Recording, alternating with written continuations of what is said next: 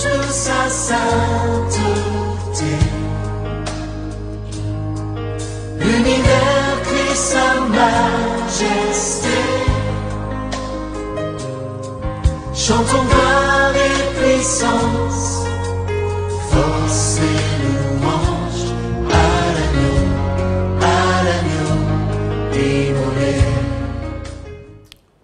Frères et sœurs, bonsoir et soyez bénis dans le nom puissant de Christ Jésus. Merci pour votre fidélité remarquable à notre émission L'heure du miracle. Nous allons encore prier pour présenter ce moment au Seigneur. Seigneur, nous te bénissons cet après-midi pour ta présence, pour ta grâce parmi nous. Nous te bénissons, notre Seigneur et notre Dieu, parce que tu es abondamment pour nous et surabondamment, Seigneur. Nous voulons te glorifier et te rendre toute la louange de ce que cet après-midi, nous avons encore beaucoup de choses à recevoir de toi. Et nous avons encore des expériences à faire avec toi. Nous serons certainement surpris par ton action. Reçois toute la louange et la reconnaissance. Parle-nous, Seigneur. Tes serviteurs écoutent. Au nom de Christ Jésus. Amen. Cet après-midi, nous poursuivons avec notre thème, qui était Paul. Et nous disions que la vie de Paul est extrêmement riche. Si nous voulons s'inspirer d'une vie, la vie de Paul est la mieux placée pour nous instruire, pour nous donner des vérités spirituelles, des principes spirituels qui peuvent nous aider et qui peuvent surtout aider l'Église d'aujourd'hui.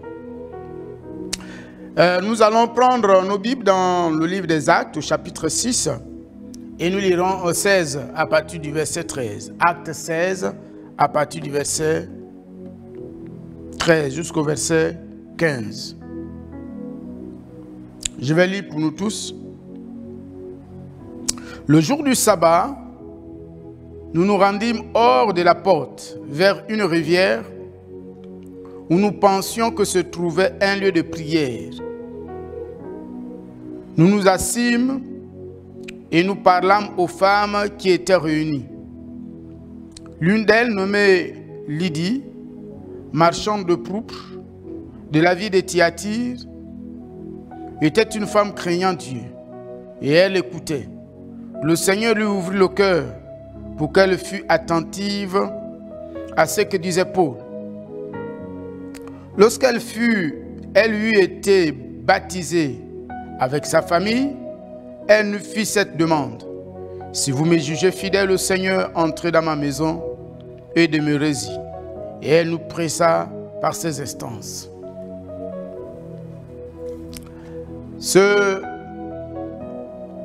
Cet après-midi, nous allons étudier la vie d'une femme. C'est Lydie. Cette femme qui s'est convertie sous le ministère de Paul. Qui était Lydie? Selon le verset que nous avons lu, Lydie était une marchande de pourpre dans la ville de Thyatire. Elle avait une entreprise, une très grande entreprise, une entreprise qui était très prospère.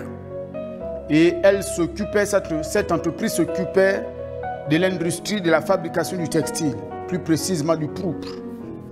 Et ça lui avait donné une certaine notoriété dans la ville. Elle était reconnue dans la ville. Et cette grande dame, au contact du ministère de Paul, a donné sa vie au Seigneur. Pour comprendre le contexte et comprendre l'impact du ministère de Paul dans cette vie de Thyatire, il faut d'abord comprendre c'est quoi Thyatire.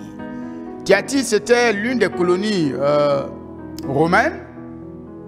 Et Thyatire était une ville qui était située à 50 km de Sardes et au nord de Sardes. Mais la particularité de Thyatire, c'est que c'était une ville artisanale. Dans cette ville, on transformait du bronze, de la teinture, du pourpre.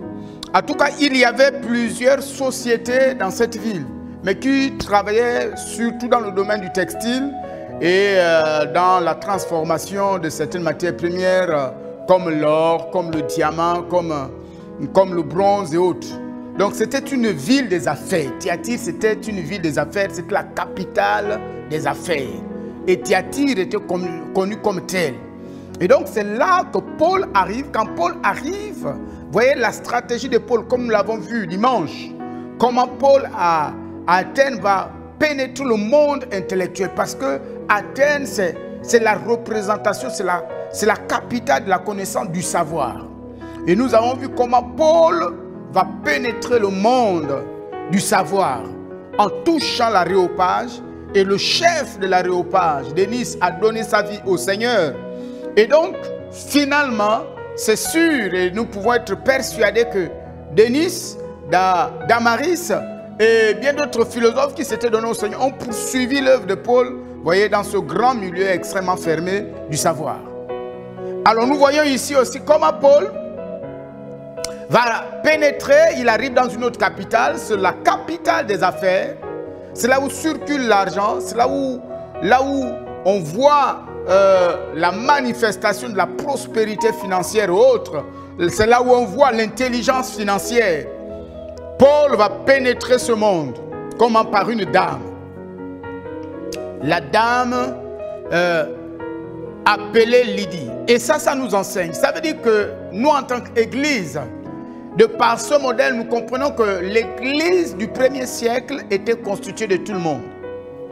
Il y avait des intellectuels comme Denis. Il y avait des grands hommes et des grandes femmes d'affaires comme Lydie. Et il y avait aussi des gens qui étaient de la basse classe. Mais nous voyons aussi qu'il y avait aussi le monde politique. Parce que nous avons vu Festus et bien d'autres qui ont donné leur vie au Seigneur. Et c'est merveilleux. C'est le modèle de l'Église. Et nous sommes appelés à reconstituer ce modèle, à toucher tous les domaines de la société, à toucher toutes les classes sociales par le message de l'Évangile. C'est à cela que nous appelle. C'est à cela que Dieu nous appelle. Et si nous avons des frères et sœurs dans l'Église qui s'intéressent à ce monde du commerce, c'est vraiment important de prier pour eux. C'est important de les accompagner dans la prière et c'est important par ses frères de pénétrer ce monde. Vous savez, il y a 2-3 ans, j'ai organisé une conférence avec les professionnels.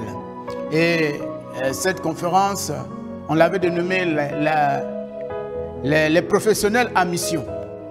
Et la stratégie était simple.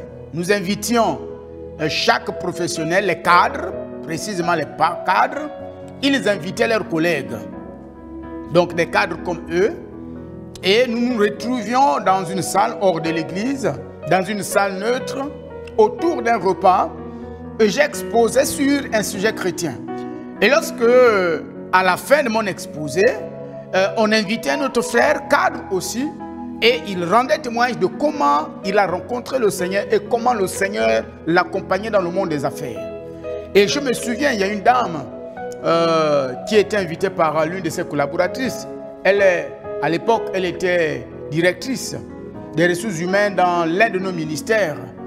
Elle me fait le témoignage que le lundi matin, lorsqu'elle est allée au travail, la première chose qu'elle a faite, elle a réuni tous ses collaborateurs. Elle a partagé avec eux l'enseignement qu'elle avait reçu dimanche lors de la conférence des professionnels à mission. Donc, il est temps pour nous, en tant qu'Église, de concevoir des stratégies, des modèles pour pouvoir pénétrer ce monde. Parce que Jésus a aussi un plan pour ce monde. Et ce qui est intéressant, pour terminer l'enseignement de ce soir, au verset 15, je vais lire. Lorsqu'elle eut été baptisée avec sa famille, elle nous fit cette demande. Si vous me jugez fidèle au Seigneur, entrez dans ma maison. Si vous me jugez fidèle, entrez dans ma maison. Le mot maison veut dire oikos. Entrez dans mon oikos. C'est quoi un oikos? Oikos, ce n'est pas simplement une maison. Ce n'est pas simplement un lieu où c'est tous les membres d'une famille. Non, l'oikos, c'est ton champ de relations. C'est ton réseau relationnel. Elle vient de rencontrer Jésus et la première requête qu'elle va donner au Seigneur, à travers son serviteur Paul, elle dit, je veux que tu rentres dans mon oikos, que tu pénètres mon monde. Elle va prier pour que l'évangile pénètre son monde, le monde des affaires. Elle va dire à Paul, Paul, j'ai eu un grand carnet d'adresses, mais je souhaiterais que l'évangile rentre dans ce monde, entre dans ma maison et demeure-y. Entre dans mon oikos et demeure-y. Combien de frères et de sœurs se préoccupent de leur monde, de leur réseau de relations, de leur champ relationnel, pour que le Seigneur entre dans leur oikos, ton oikos.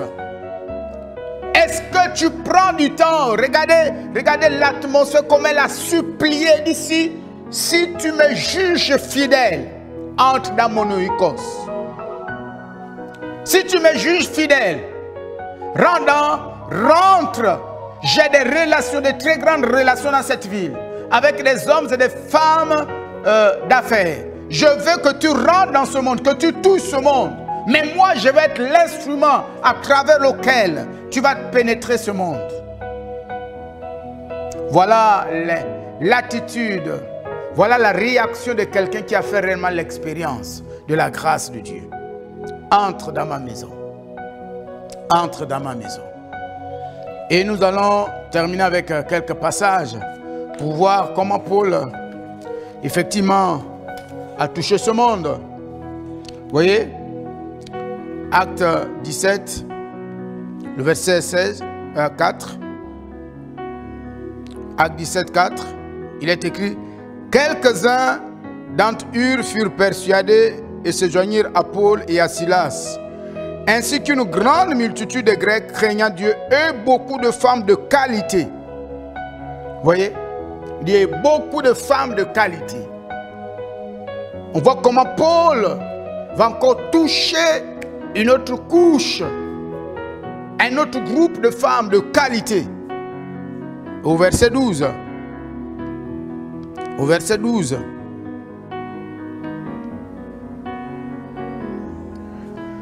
Plusieurs d'entre eux crurent, ainsi que beaucoup de femmes grecques de distinction et beaucoup d'hommes. Et là, Paul, nous voyons quand Paul a prêché, d'autres femmes de distinction et d'autres hommes de distinction qui étaient certainement pour certains des gens qui étaient dans des grandes administrations, d'autres qui étaient dans le monde des affaires. Surtout à leur époque, le commerce était très prospère, surtout que Rome avait bien travaillé les routes hautes, donc les échanges se faisaient, étaient très fluides. La voie maritime était travaillée, c'était très fluide. Et donc les affaires prospéraient bien. Et nous voyons comment Paul va profiter de tout cela pour toucher ces femmes de distinction, pour toucher ces femmes de qualité et ces hommes de qualité, et avec le message de l'évangile. Alors donc c'est un défi pour nous.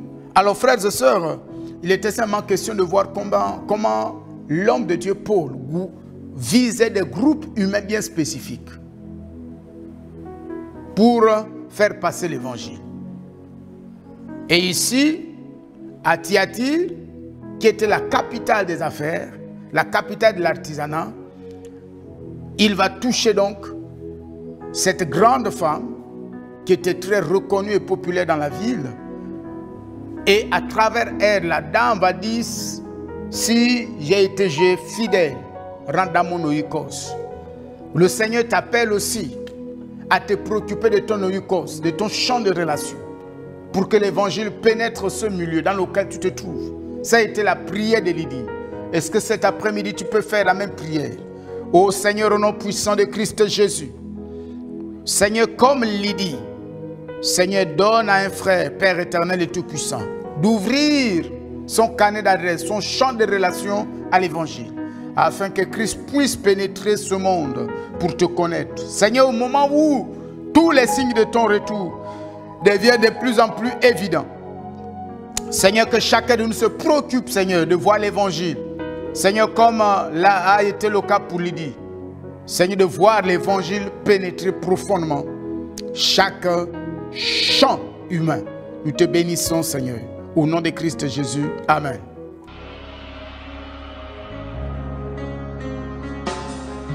Tous les anges de sa sainteté